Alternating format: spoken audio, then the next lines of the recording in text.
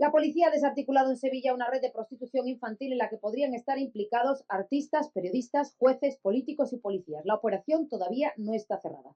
Al parecer, los personajes conocidos y famosos fueron detenidos y puestos en libertad tras pagar fianzas elevadas. En la operación han sido detenidas al menos 20 personas acusadas de obligar a los menores a prácticas homosexuales en el Club Arni de la calle Trastámara de Sevilla. El Mundo revela en su segunda edición, citando fuentes policiales, las personas investigadas figuran Jorge Cadaval, Javier Gurruchaga, un hermano de la cantante María del Monte, un periodista de Canal Sur. Buenas noches, bienvenidos a mis vídeos y en el día de hoy quería hablaros del caso Arni, que fue uno de los grandes escándalos judiciales y mediáticos más relevantes de la sociedad española de los años 90, que estuvo centrado principalmente en la explotación de carácter íntimo de personas bajitas, menores de edad, en un bar gay de Sevilla, y que derivó en una auténtica caza de brujas a la comunidad homosexual y numerosos famosos con graves secuelas o consecuencias para los investigados, acusados y posteriormente absueltos, porque no habían hecho absolutamente nada. Fue el primer macrojuicio de la historia reciente de nuestro país. Según la prensa, una orgía de 60.000 pesetas de la época, 49 imputados, 59 testigos, 15 condenados y sobre todo horas y horas y horas de programación televisiva. Estas son algunas de las cifras que reúnen o rodean al caso Arni, uno de los mayores escándalos sociales y mediáticos de nuestra historia reciente, porque se vieron por televisión imágenes que realmente demostraban que sí existía la homofobia en los años 90 y que la gente pues entendía que ser homosexual era un pecado y que mejor estar muerto. Y esto les valió para que incluso salieran por las calles y apuñalaran muñecos, haciendo ver que había que acabar con las personas que tenían este tipo de orientación sexual, lo que desde aquí digo que para mí es una auténtica atrocidad. Se puede estar en acuerdo o no o en desacuerdo, pero cada uno es libre de ejercer su sexualidad como le dé la gana. Y hay que respetar a todo el mundo, porque todas las orientaciones son igual de respetables. El bar Arni estuvo abierto unos 10 meses, pero para adentrarnos en lo que pasó realmente en este pub, en el pub Arni, tenemos que remontarnos a una de las frases célebres de su dueño, que dice tal que así: aflojaban la bombilla para poder meterse mano. Un día y otro día y otro día, hasta que ya me tocó los huevos y dije: ¿qué queréis? ¿Vicio? Pues vicio. Esta frase la pronunció Manuel Ibáñez, el empresario que abrió el bar El Valentino, que era otro bar presuntamente también de ambiente, como se les llamaba antiguamente. Y en él descubrió que las parejas heterosexuales y homosexuales que acudían allí querían algo más que tomarse una copa. Por lo tanto, Ibáñez identificó el auge de la prostitución soterrada en Sevilla y decidió abrir otro bar al que llamó El 29. En ese bar no se molestó en disimular. Aquello era un punto de encuentro para hombres que buscaban chicos jóvenes que se prostituyeran. Y estos últimos, en su mayoría, esquivaban la edad legal para entrar a un pub o para incluso tener relaciones sexuales con otras personas. Si el 29 había puesto un listón muy alto, estas apuestas subieron todavía más cuando el empresario Carlos Saldaña abrió a muy pocos metros el pub Arni, que a partir de entonces se convirtió en un sitio donde se podía ejercer de manera libre la prostitución de menores en la ciudad. Ya no había cuartos oscuros, directamente había habitaciones con camas. Los camareros, aparte de vender las copas, vendían sábanas y toallas. Todo el mundo sabía lo que ocurría ahí.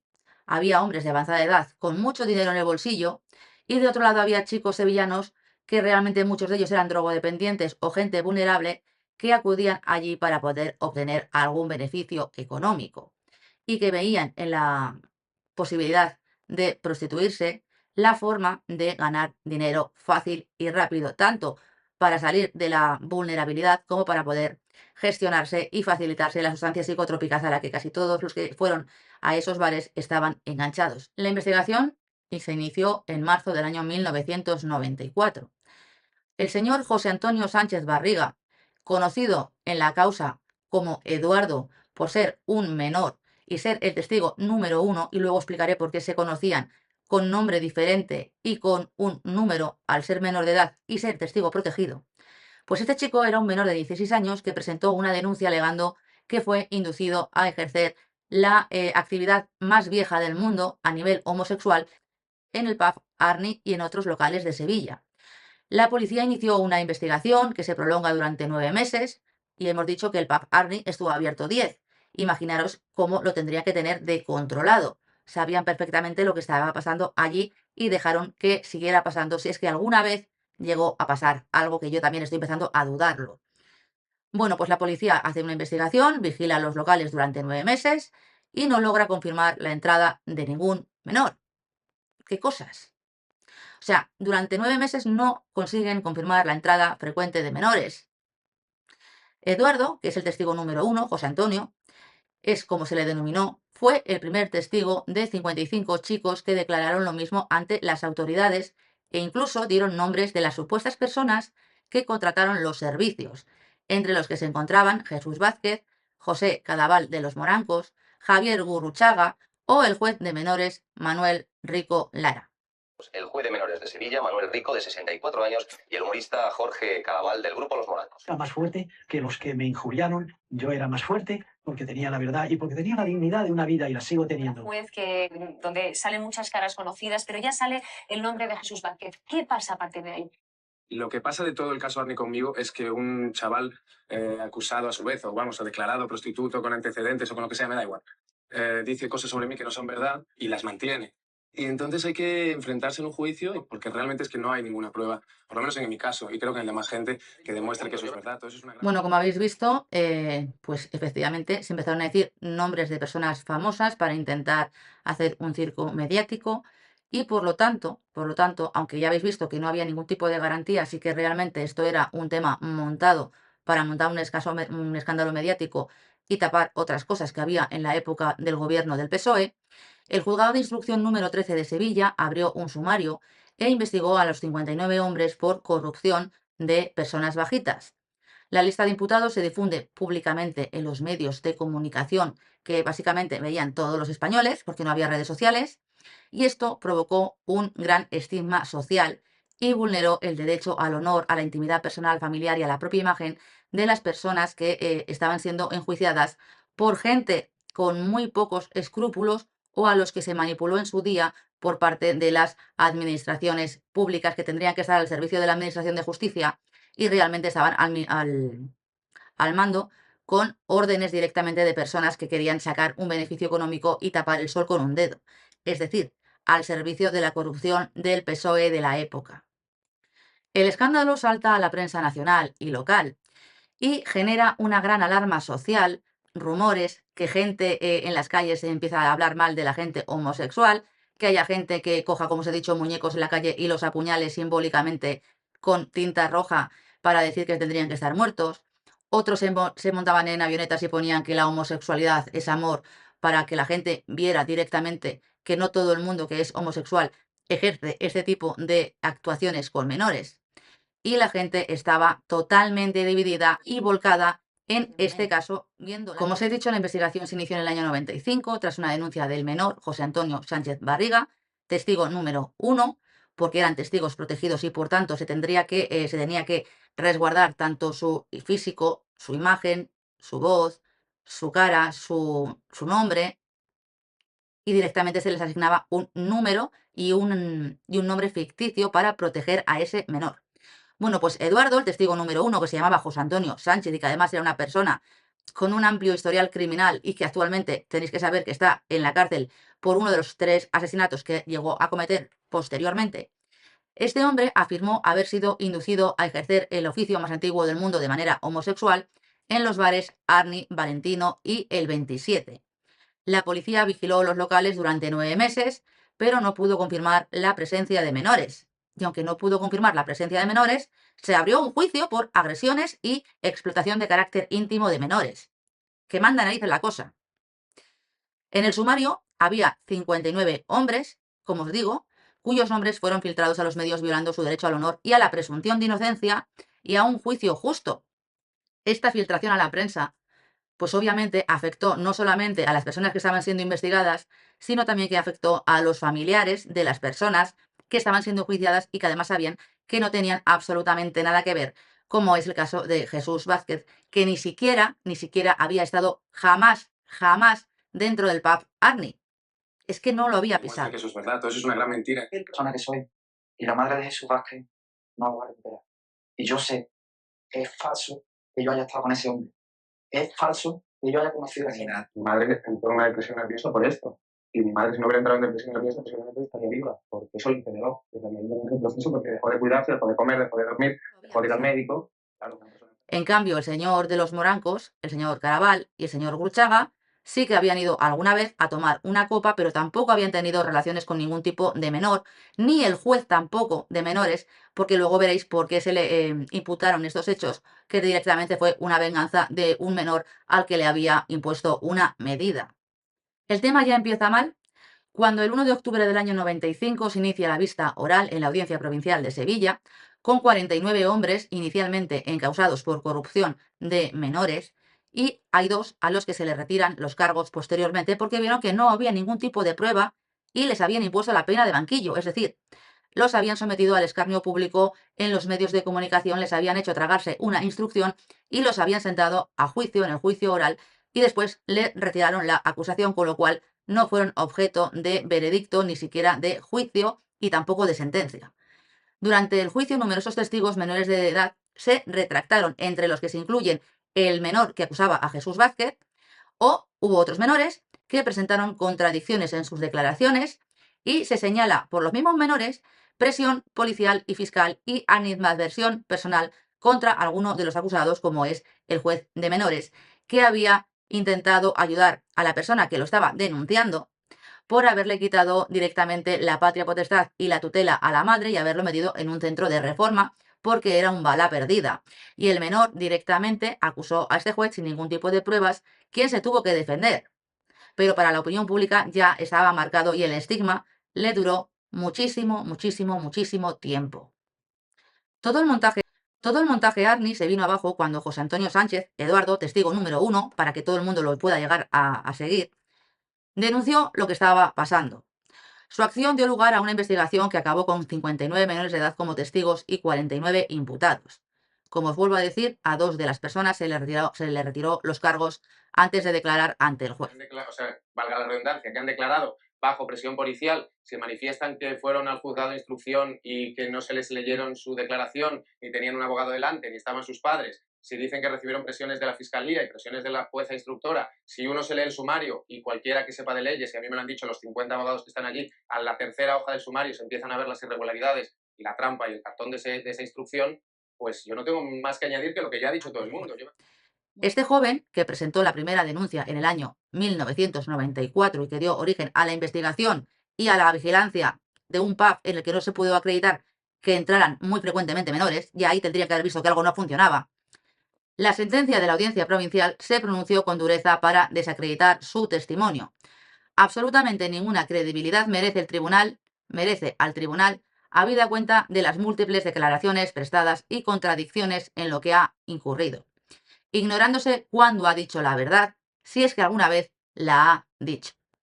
Este testigo había acusado al juez de menores, Rico Lara, que ya está fallecido a fecha actual, y la sentencia entendía que tenían motivos de animadversión, pues parece ser, como os he dicho, que le había retirado la guardia y custodia de la madre del joven y había decidido su internamiento en correccionales. En el caso Arni inicialmente se imputó a 59 personas, como os he dicho, durante la instrucción, basándose única y exclusivamente en testimonios de menores y denuncias preliminares. Sin embargo, durante el juicio oral, muchas acusaciones se modificaron, se retractaron y contradijeron los testigos menores. Y esto supuso un debilitamiento importante de la acusación fiscal, que no tenía ningún tipo de pruebas, y de la acusación particular. Además, varios imputados fueron excluidos o absueltos directamente por falta de prueba robusta derivada de la instrucción, porque lo único que quisieron es hacer circo. Y la juez que llevó este asunto era una juez muy, muy, muy cercana a la cúpula del PSOE de la época. Empezó el juicio el 1 de octubre de 1995 con 49 acusados. Entre ellos sentaron en el banquillo indebidamente a Jesús Vázquez, que ya habéis visto que ni siquiera había entrado ni había estado en el lugar. No sé cómo lo iban a poder señalar o identificar cuando directamente esto es completamente falso. José Cardaval, Javier Gurruchaga, el juez de menores Manuel Rico Lara y entre ellos también estaba el marqués de Sotohermoso, porque aquí había más gente, incluyendo al hermano de una folclórica también, que estaba sentado en el banquillo. Las acusaciones se basaron principalmente en testimonios de menores, como ya os he dicho, y afirmaron haber sido presionados por la policía y la fiscalía cuando se dieron cuenta de que tenían que hacer o decir la verdad delante de un tribunal. Resulta que la policía había coaccionado, había dicho a los menores que tenían que declarar esas cosas sin ningún tipo de representante legal y sin ningún tipo de abogados directamente para montar un escándalo, para tapar el sol con un dedo, que obviamente era lo que se hacía en la época. Y esto también quedó patente porque se contrastaron numerosas contradicciones entre los testimonios principales de los testigos principales y se evidenció que incluso algunos acusados ni siquiera habían pisado el local, como Jesús Vázquez, y al que lo sentaron y le amargaron la vida durante más de 2 años, y que además supuso que la enfermedad de su madre se agravara, como habéis visto. Los personajes de esta historia son María Auxiliadora Echavarri, esta es la juez. Fue la jueza instructora del caso, que obviamente hay un documental que os recomiendo que os veáis, y parece ser que fue una de las personas menos indicadas para llevar el asunto, porque ya os digo que era de la cuerda de las personas que estaban en el PSOE en ese momento. Esta señora, por llamarla de alguna manera, atrajo a los medios hasta el juzgado y tuvo que restringir el acceso de la prensa al juzgado. Tras este escándalo, se le ascendió a la sección primera de la Audiencia Provincial y llegó incluso a instruir la recusación contra la jueza Mercedes Ayala por el caso de los ERE. La jubilación fue anticipada, pero con los santos memoles que después de jubilarse, sin que hubiera pasado absolutamente nada por todas las barbaridades que hizo esa señora siendo juez, se dedicó a dar una entrevista al Diario de Sevilla en la que dijo que en el caso Arni se pisotearon la presunción de inocencia y la protección de las víctimas. Luego tenemos al José Antonio Sánchez Barriga, el testigo número 1, que es este que tenéis en pantalla, que obviamente era una persona ya delincuente profesional con la edad que tenía siendo menor, y que actualmente, como os digo, está cumpliendo condena por el tercer homicidio que consta en su haber delictivo. Tenemos a Alfredo Flores, que era el fiscal de Sevilla, y tuvo un papel polémico en el juicio, puesto que llegó a acusar a las defensas del caso de presionar a los testigos para que se retractasen, amenazándoles con practicarles la tortura conocida como la corbata colombiana. Ojo, que ahí es nada, por ser una práctica realizada por sicarios de ese país. Ante estas graves acusaciones, los abogados de las defensas llegaron a plantarse y exigieron su cese para seguir con el caso. Después de 21 días y de las disculpas del fiscal, el caso se reanudó. Y en julio del año 2004, tras 20 años en el cargo, este hombre, pues parece ser que se jubiló. Tenemos a Arturo Caballero, que era inspector jefe del GRUME, que es el grupo de menores, y parece ser que este hombre fue acusado por el testigo número 1, por el conocido como Eduardo, que parece ser que presionó a este menor para que no retirara la denuncia contra Manuel Rico Lara, que es el juez, y que mantuviera su testimonio. Un policía diciéndole a una persona que tiene que mantener su testimonio, aunque sea falso, contra un juez. Eso es lo que se ve en el caso Arni. Pues después de todas las burradas que hizo este policía, porque no sería la primera ni la última, este hombre fue condecorado con una Cruz Roja siendo secretario de la jefatura. Es decir, se premió la ilegalidad y además intentar quitarse del medio a determinadas personas con medidas ilegales. Tenemos a Carlos Aldaña, que es el dueño del pub Arni, que fue uno de los 16 condenados. La sentencia fue de 33 años de cárcel por 11 delitos de explotación sexual de infantes, pero consiguió la libertad condicional tras cumplir 9 años de prisión. Este hombre también habla en un documental y dice que prefiere no dar la cara, aparece con la cara cubierta y con una mascarilla, pero él jura y perjura que él es inocente y que él no hizo absolutamente nada. Otro de los implicados es Javier Gurruchaga, que es el presentador, actor y showman más famosos de la época de los 90. A este hombre se le pedía 1 año de cárcel, al igual que al resto de los imputados, pero este hombre se defendió, dijo que era inocente y aseguró que había estado en contadas ocasiones en el local tomando algo.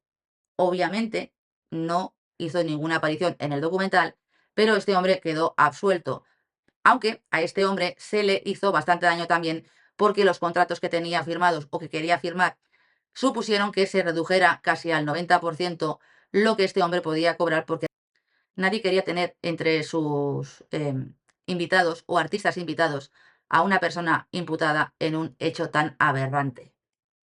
Otro de los implicados fue Jorge Cadaval, que aquí tenéis en la foto a Jesús Vázquez y a Jorge Cadaval del dúo de Los Morancos.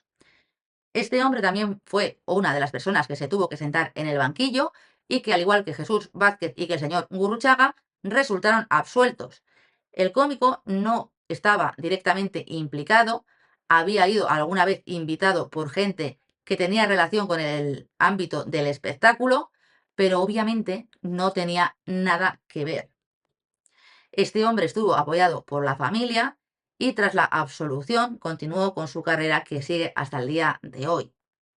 Otro de los famosos imputados fue Manuel Rico Lara, que era una de las acusaciones más potentes, más llamativas y que más alarma social generó. Y obviamente este hombre era completamente inocente, simplemente había realizado su trabajo y había quitado la custodia, la guardia y custodia y el derecho de visitas directamente a una persona que no estaba capacitada para tener a niños menores y menos problemáticos y había metido a ese niño en un centro de reforma. Así que la imputación de esa persona fue una venganza de un menor alimentada por la notoriedad que querían adquirir determinadas personas a las que se le prometió, supuestamente, y esa es mi opinión, que si montaban este escándalo para tapar otras cosas mariposa, pues obviamente iban a ser recompensados. Y como podéis ver, el jefe del Grume se le dieron algunas medallas años después y la jueza tuvo también una recompensa ascendiendo y pudiendo retirarse anticipadamente sin ni dar ningún tipo de explicación. Aquí tenemos también como imputado a Jesús Vázquez. Este hombre era uno de los más famosos, era cantante, era presentador, acababa de sacar un disco y estaba en su mejor momento.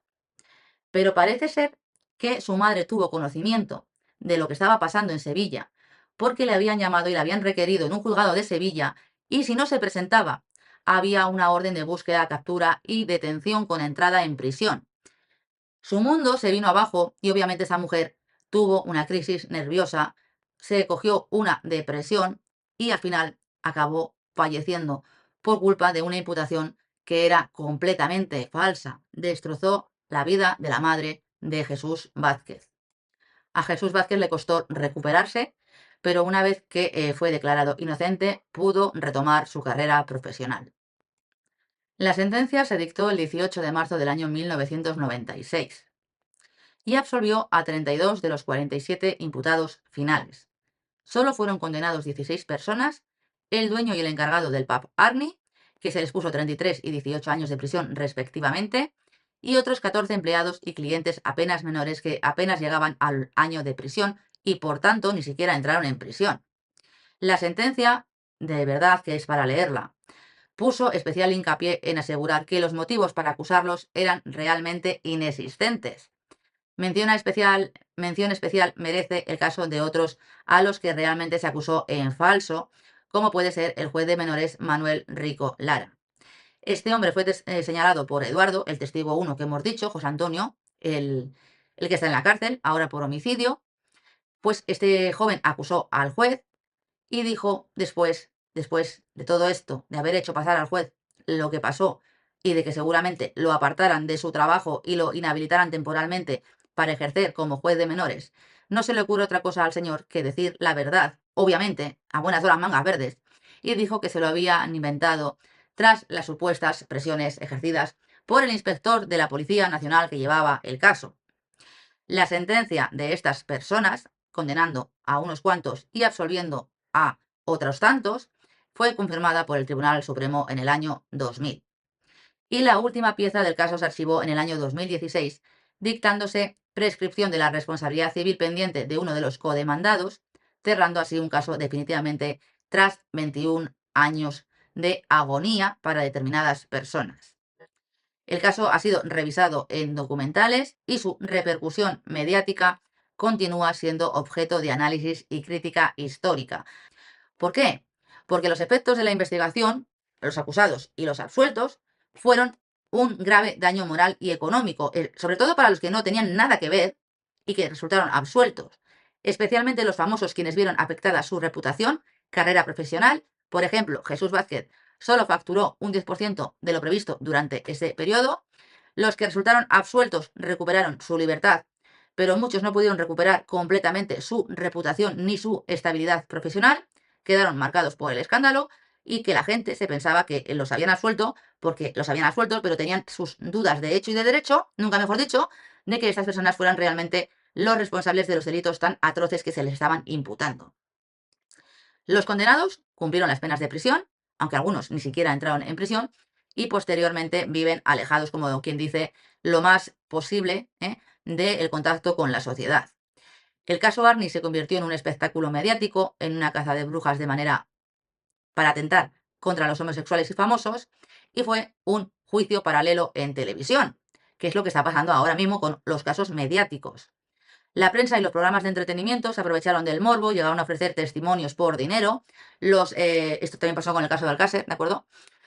Las televisiones decían a los menores que se iban allí y contaban su historia, pues que iban obviamente a darles dinero para que pudieran seguir consumiendo las sustancias psicotrópicas a la que el 90% de los testigos protegidos estaba enganchado.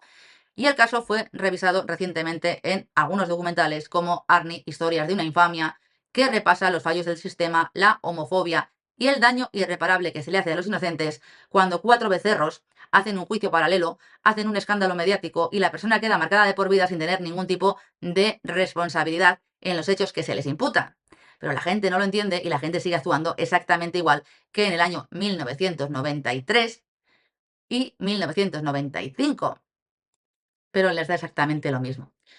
La sentencia, como os digo, de la audiencia fue confirmada en el año 2000 por el Tribunal Supremo y solo impuso condenas de 1 año de cárcel a cada uno de los clientes de los bares por explotación de carácter íntimo homosexual y además también condenó a 18 años de prisión al encargado del pub, José Antonio González Losada, y a Domingo Arnaldo Concha, que es el bailarín conocido como Arni y que dio nombre al club. Este hombre fue condenado a 1 año y 9 meses de prisión. Arnaldo Concha falleció el 22 de diciembre del año 2007 en el Hospital Virgen del Rocío de Sevilla, a consecuencia de un infarto provocado por un sarcoma de Kaposi que padecía. Bueno, pues casi todas las condenas que me pusieron de 1 año, casi son 16, fueron suspendidas al ser inferiores a 1 o 2 años y no entraron en prisión. Javier Vázquez, Jorge Cadaval, el de los Morancos, fueron 2 personalidades públicas implicadas que resultaron absueltos y obviamente no tenían nada que ver. Jesús Vázquez ha narrado su experiencia en el documental Arni, una historia de una infamia, y describe que el caso fue un verdadero infierno y la instrucción más chapucera de la historia de la justicia de España. Yo creo, Jesús, que hay otros que se parecen muchísimo a esa instrucción y que vemos todos los días en los juzgados. Yo ahí lo dejo. Recibió la citación judicial sin saber de qué se le acusaba. Usted preséntese, que ya le diremos por qué se le acusa, ¿de acuerdo? Y la jueza instructora María Auxiliadora se mostró cruel con él y su defensa. Es decir, ya no había imparcialidad en el juez instructor y por tanto tenía interés directo en la causa, o por lo menos lo demostraba, si realmente se demostró así en sala. O es que tenía demasiada prepotencia como tienen algunos, no todos, gracias a Dios. Este hombre, Jesús Vázquez, fue acusado por 3 testigos protegidos, sin pruebas válidas, pruebas sólidas, quienes después se retractaron. El impacto mediático fue brutal y Jesús Vázquez recibió insultos públicos, amenazas y sufrió el daño irreparable a su imagen y a la salud mental, que requirió años de atención psicológica. Además, sigue recordando las angustiosas llamadas de su madre y la amenaza de una orden de busca y captura. Recordó el momento en que su madre lloraba angustiada al recibir la noticia de la acusación de la orden de búsqueda y captura, que estuvo a punto de dictarse contra él, porque se lo dijeron a la madre y la madre se lo transmitió a él. Cosa que si no se había dictado, no tendrían por qué haberle dicho eso a la madre. Eso es una manera de coaccionar a una persona para que este señor Jesús Vázquez se presentara en el juzgado. Pese a todo lo que estaba pasándole, él defendió su inocencia y esperó confiado el juicio, en el que finalmente se absolvió a muchos acusados, incluido a Jesús Vázquez. Jorge Cadaval, el de los Morancos, es otro de los famosos que también estaba en esa lista. Su nombre también salió en todos los medios de comunicación sensacionalistas y eso afectó a su imagen y a su carrera. Años después, este hombre reconoce que fue víctima de falsas acusaciones, producto de un proceso judicial desequilibrado, y una justicia que no protegió adecuadamente la presunción de inocencia, el secreto de sumario, la imparcialidad del juez, instructor y del juez penal, obviamente, sobre todo el instructor, y que además vio vulnerado su derecho, y esto lo digo yo, todos estos vieron vulnerado su derecho a un procedimiento con todas las garantías, porque se les condenó mediáticamente y se hizo lo posible para hacer daño público y escarnio público cuando la justicia se tiene que celebrar dentro de una sala y no fuera. Estos dos hombres sufrieron consecuencias personales muy profundas, secuelas emocionales, pérdida de tranquilidad, daño profesional, estigmatización social, y su testimonio sirve hoy para reflejar los grandes y graves errores de la gestión judicial y mediática en un caso tan delicado como es un delito de abuso de menores, que afectó a la presunción de inocencia y a los derechos humanos que tenían por el mero hecho de ser humanos. Artículo 10 de la Constitución española. El caso Arni sigue siendo un ejemplo de injusticia, miedo y homofobia institucionalizada. Y es una gran advertencia sobre la importancia de proteger a los acusados y víctimas en procesos penales, porque no sabemos si son culpables o inocentes por mucho que hayan confesado. ¿Qué cosas? ¿Verdad? La confesión no sirve. Y si tú mantienes tu inocencia, tienes derecho a que se te respete y se te proteja. Los mismos derechos que una persona que no está siendo investigada.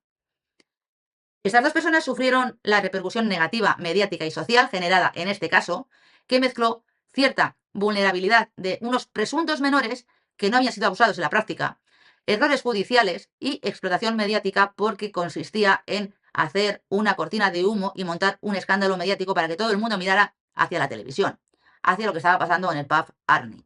Y esto dejó secuelas duraderas en las vidas de estas personas, a pesar de que la mayoría de los imputados importantes y famosos fueron absueltos en la sentencia, porque o no habían estado directamente en el pub Arni como Jesús Vázquez, o directamente habían estado a tomar una copa con algún conocido de la farándula de Sevilla, el bailarín que dio lugar al nombre de Arni, el bailarín, como es el caso del señor de los Morancos, y eso conllevó a que realmente estas personas no tuvieran que haber tenido ningún tipo de imputación porque no había ningún tipo de prueba para ellos. Es que no había ninguna prueba en contra de ellos. Si os apetece ver el documental, tenéis el documental Arni, Historia de una infamia, en HBO y es del año 2023. Jorge Cadaval, que es el de los Morancos, también fue acusado en base a testimonios que no se pudieron sostener en el juicio.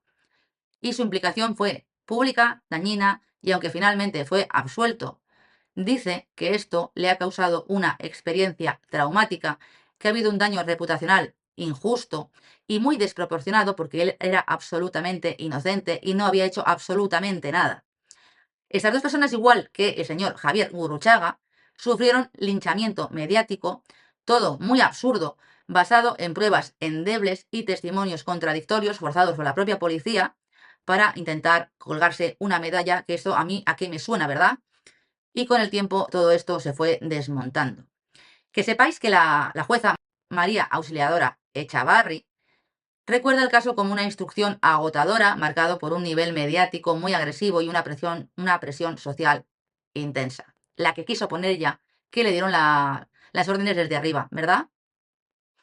Bueno, señaló que la presunción de inocencia fue total y absolutamente pisoteada, una vez que se jubiló anticipadamente sin ningún tipo de justificación, y lo mismo ocurrió con la protección a las víctimas según esta señora.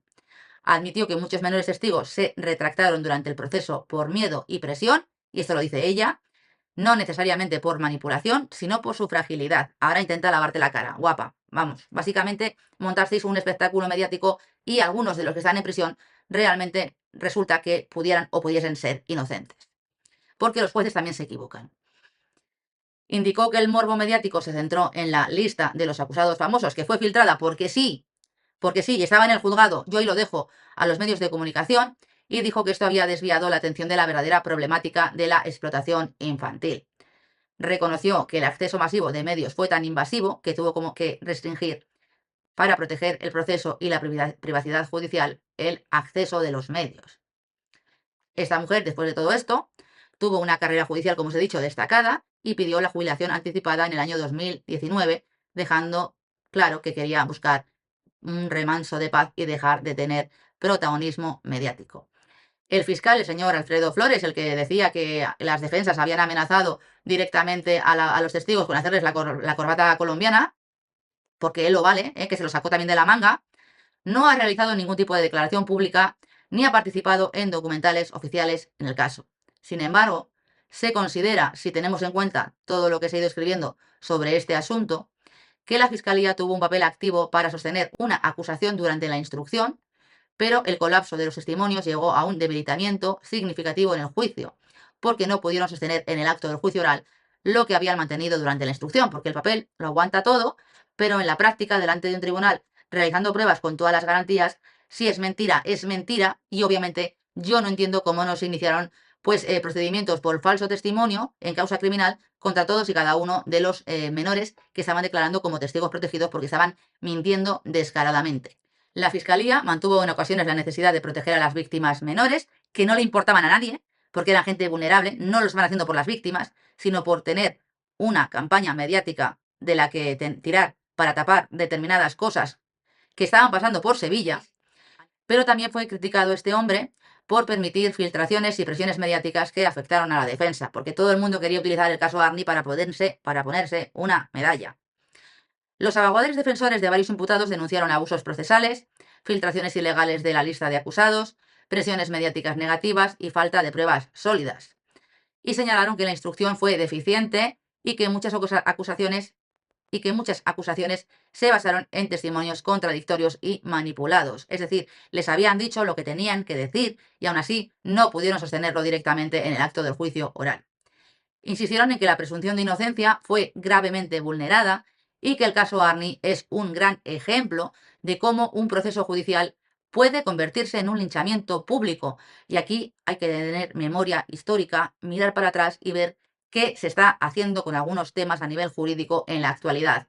Porque puede pasar 3/4 de lo mismo y que por haber show mediático estemos vulnerando el derecho a la presunción de inocencia, a un juicio con todas las garantías y con todos los derechos fundamentales a determinadas personas, porque resulta que como una de las partes es famosa o es un tema mediático o lo quieren hacer mediático para tapar el sol con un dedo, España no ha aprendido de los errores del pasado. Algunos de los abogados defensores tuvieron que presentar recursos y quejas sobre irregularidades y solicitaron reparaciones posteriores para sus clientes absueltos o afectados, es decir, que dijeron que el Estado se tenía que hacer cargo por el daño efectuado a estas personas que no habían sido condenadas y que además eran inocentes.